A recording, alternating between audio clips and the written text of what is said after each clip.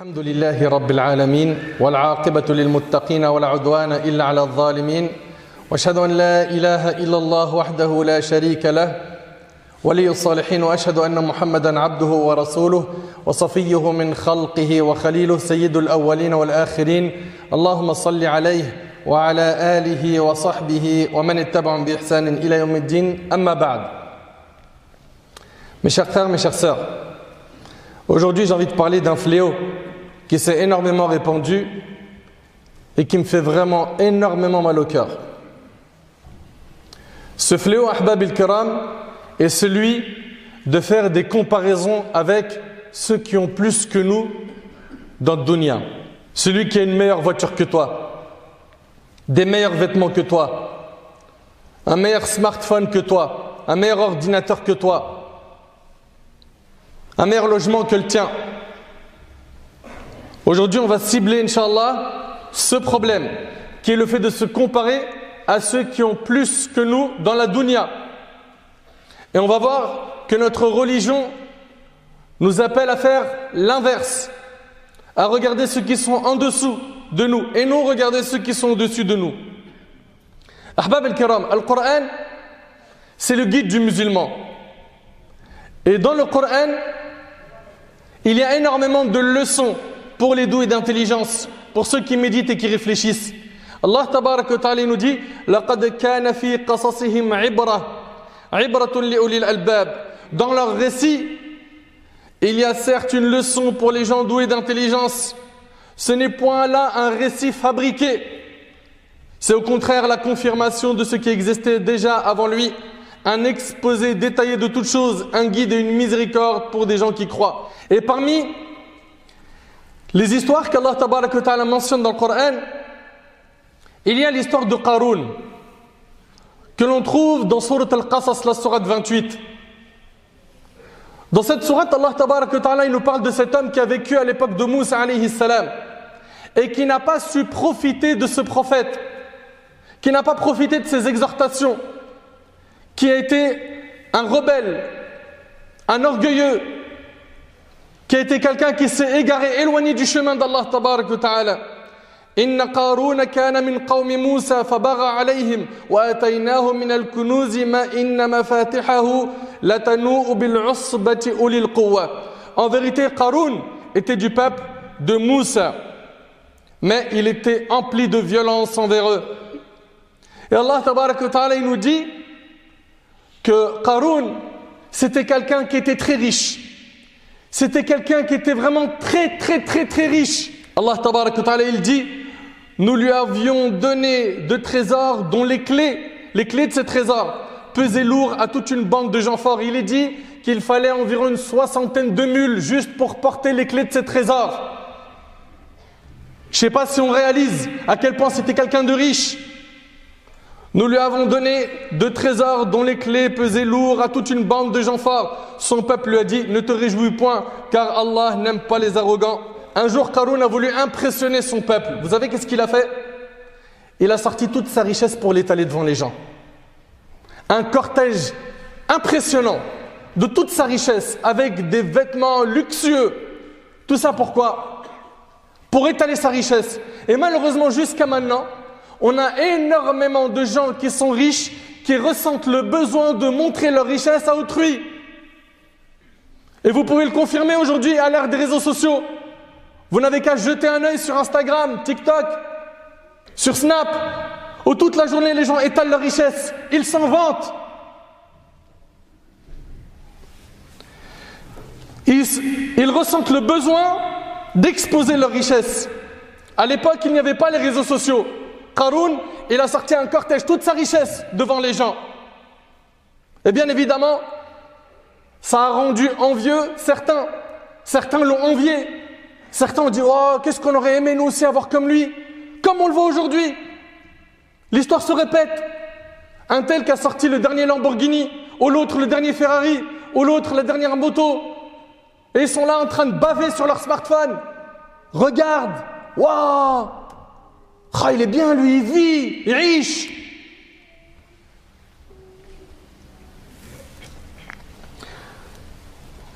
Vous qui admirez ce type de personnes, Vous oubliez que ce qu'on laisse voir sur le net n'est pas la réalité de leur vie. Ça, vous l'oubliez énormément. Ils vous montrent qu'une partie de leur vie. Mais toutes ces personnes-là, qui sont très très riches, loin d'Allah, mais vous croyez vraiment que leur vie est ce qu'ils présentent dans les réseaux sociaux? C'est des vies ténébreuses, pleines de tristesse et d'angoisse et de déception. Mais l'être humain, il est faible, le cœur de l'humain est fragile et influençable. Certains, en voyant ces richesses, ils ressentent qu'ils sont lésés. À force de regarder le compte Snapchat ou Instagram d'un tel ou d'une telle qui affiche sa fortune, ces personnes-là ressentent qu'ils n'ont rien comparé à eux. Lui, il claque des doigts, il a le dernier smartphone. Moi, il faut que j'économise 2-3 mois. Et ils font des comparaisons avec qui? Avec ceux qui sont plus riches qu'eux. Et c'est comme cela que les gens ont ressenti les choses à l'époque de Qarun. Les gens dirent فَخَرَجَ عَلَى قَوْمِهِ فِي زِينَتِهِ قَالَ الَّذِينَ يُرِيدُونَ الْحَيَاةَ الدُّنْيَا يَا لَيْتَ لَنَا مِثْلَ مَا أُوتِيَ قَارُونَ إِنَّهُ لَذُو حَظٍّ عَظِيمٍ. Il sortit à son peuple dans tout son apparat. Ceux qui aimaient la vie présente dirent si seulement nous avions comme ce qui a été donné à Qarun. Il a été doté certes d'une immense fortune. Qu'est-ce qu'il a de la chance? C'est ce qu'on entend aujourd'hui dans la bouche des gens. Donc on voit ici quoi? Que l'histoire se répète et qu'on a des enseignements dans le Coran qui sont valables à toute époque, à tous les temps. Il y a juste quoi? Une chose qui nous est demandée, c'est de méditer le Coran. Subhanallah, tu en vois certains, ils sont en train d'afficher leur richesse. Et il est là, il te dit, moi je bosse pas, je travaille pas. Et regarde combien je fais d'argent. Et toi, tu es là, tu galères, tu es dans les bouchons, tu fais un boulot que tu n'aimes pas. Il fait gris chez vous à Paris, regarde moi je vis où, il y a le soleil toute l'année. Mes pieds sont trempés dans l'eau chaude toute l'année. Je passe d'un resto à l'autre. Et quand je finis les restos, je dors, je me repose et les sous tombent. Et c'est comme ça que ces gens-là, malheureusement, affichent leur richesse. Comme Qarun, qui a été englouti par la terre à la fin. Inna lillahi wa inna ilayhi raji'un. On en voit donc plein qui comparent leur vie à celle des fortunés. Et d'un coup, ils se sentent super mal. Ils se sentent mal. Voire, ils ont des fois la haine. Mais pourquoi j'ai cette vie? Pourquoi lui, il a une vie aussi luxueuse, confortable, et moi, j'ai une vie pourrie? Le problème, vous savez, il est dans quoi, mes frères, ainsi que vous, mes sœurs? C'est que on n'a pas regardé les choses avec les lunettes de notre religion. Dans le hadith qui est rapporté par l'imam Bukhari et Muslim selon Abu Huraira radiyallahu anhu, le prophète sallallahu alayhi wa sallam a dit regardez ceux qui sont plus bas que vous.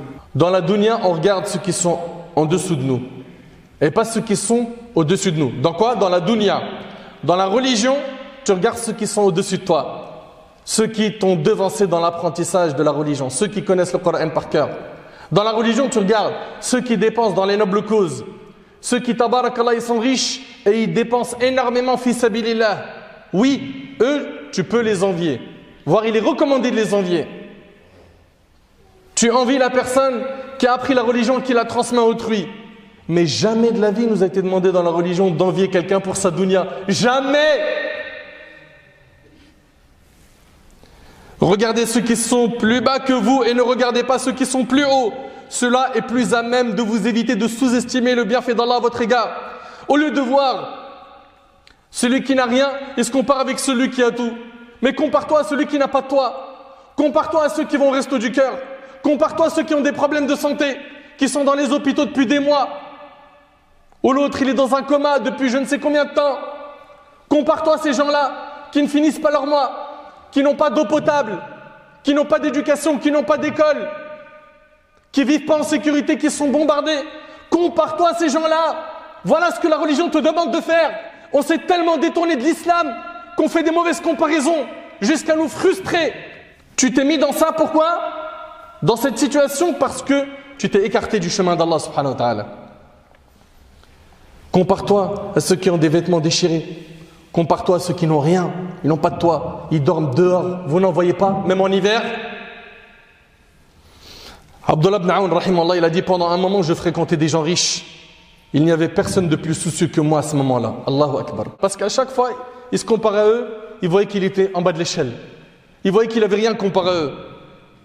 Il dit, ma monture était moins belle que la leur. Mes vêtements étaient moins beaux que les leurs.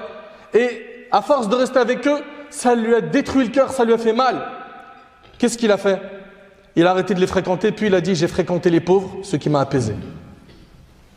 Et ça ne veut pas dire par là qu'on n'a pas le droit en islam d'avoir des amis qui sont riches. Non, ne comprenez pas ça. Mais ce qui est voulu ici, c'est que surtout ceux qui sont autour de toi soient quoi? Des muttaqin, des pieux. Des pieux. Et malheureusement, beaucoup de gens, quand ils s'enrichissent, beaucoup, sans généraliser, ils oublient Allah. Et ils oublient le droit d'Allah subhanahu wa ta'ala. Ahbab al-kiram, soyons reconnaissants envers tous les bienfaits qu'on a déjà. Demandons à Allah tabarak wa ta'ala de nous accorder la force d'exprimer notre gratitude, notre reconnaissance envers lui. Le prophète sallallahu alayhi wa sallam, il a dit à Mu'adh, regardez ce qu'il lui a dit. Il lui a dit, oh Mu'adh, je jure par Allah que je t'aime vraiment. Ensuite, il lui a dit, oh Mu'adh, ne délaisse pas le fait de dire à la fin de chaque prière, Allahumma a'inni ala dhikrika wa shukrika wa husni ibadatik. Oh Allah, aide-moi à t'évoquer, à te remercier et à t'adorer de la meilleure des manières. Demandons à Allah de nous accorder son aide et son assistance pour qu'on soit reconnaissant, pour qu'on puisse le remercier comme il le faut. Allah tabaraka wa ta'ala a interdit au prophète sallallahu alayhi wa sallam et à l'ensemble de la communauté à travers lui de regarder les autres à qui Allah a donné dunya.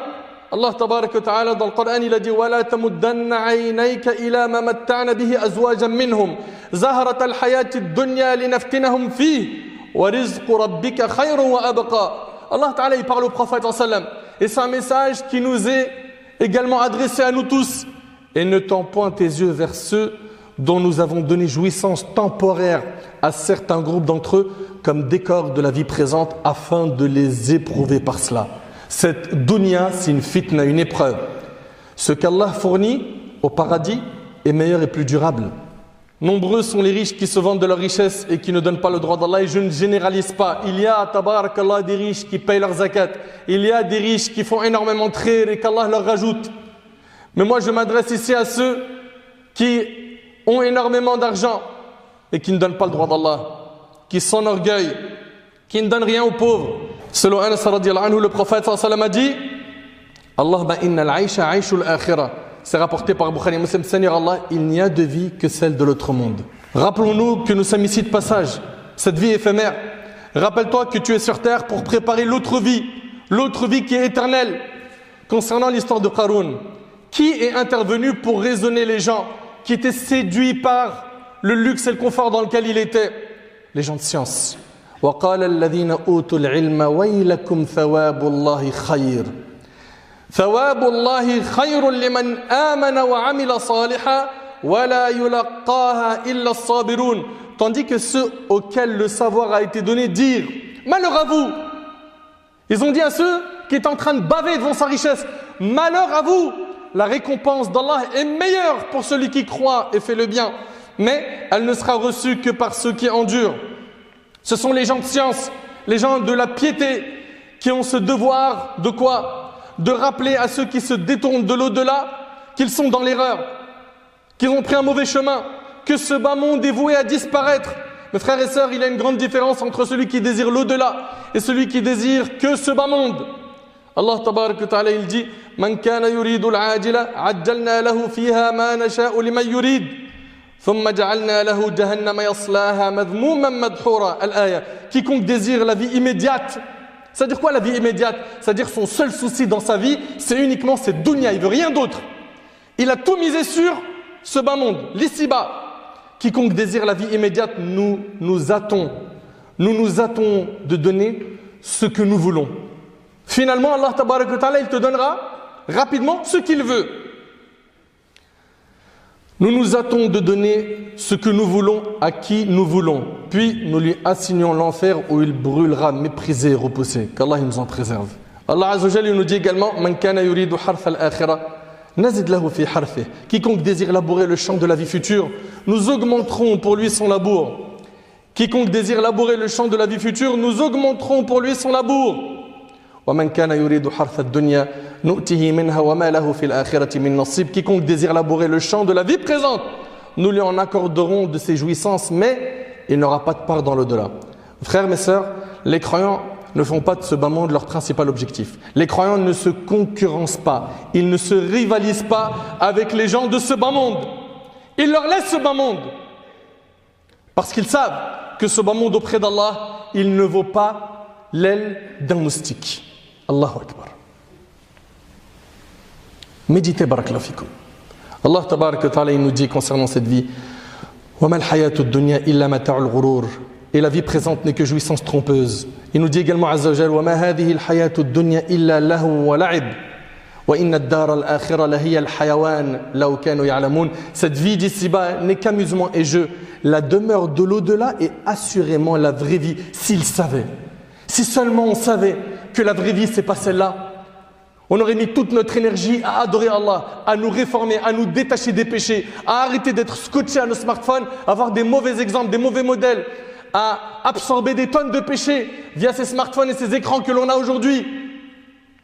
La vraie vie est celle du paradis, une vie éternelle, une vie sans souci, sans angoisse, une vie où on est heureux pour l'éternité. Qu'Allah subhanahu wa ta'ala nous accorde le Jannah. Une vie sans problème. Mais le paradis, il est pour qui? وَالْآخِرَةُ عِنْدَ رَبِّكَ لِلْمُتَّقِينَ. L'au-delà auprès de ton Seigneur et pour les pieux. L'au-delà auprès de ton Seigneur et pour les pieux. Ali ibn Abi Talib radiyallahu ta'ala anhu a dit, et c'est avec ça que je termine, la vie présente s'en est allée en tournant le dos. Et l'au-delà s'en est allé pour nous rencontrer. Et chacun d'entre eux possède ses enfants. Cette vie, elle a des enfants, la dunya, et l'au-delà a des enfants. Soyez donc parmi les enfants de l'au-delà et ne soyez pas parmi les enfants de la vie présente. Car aujourd'hui on œuvre sans qu'on soit jugé et demain sera le moment d'être jugé sans pouvoir œuvrer. J'implore Allah subhanahu wa ta'ala de m'accorder ainsi qu'à vous une bonne compréhension de notre religion. J'implore Allah tabarak wa ta'ala de faire de nous des gens reconnaissants, de faire de nous des gens pieux. J'implore Allah tabarak wa ta'ala de nous pardonner nos manquements, de nous accorder une bonne fin. J'implore Allah subhanahu wa ta'ala de nous guider vers la droiture jusqu'à notre dernier souffle.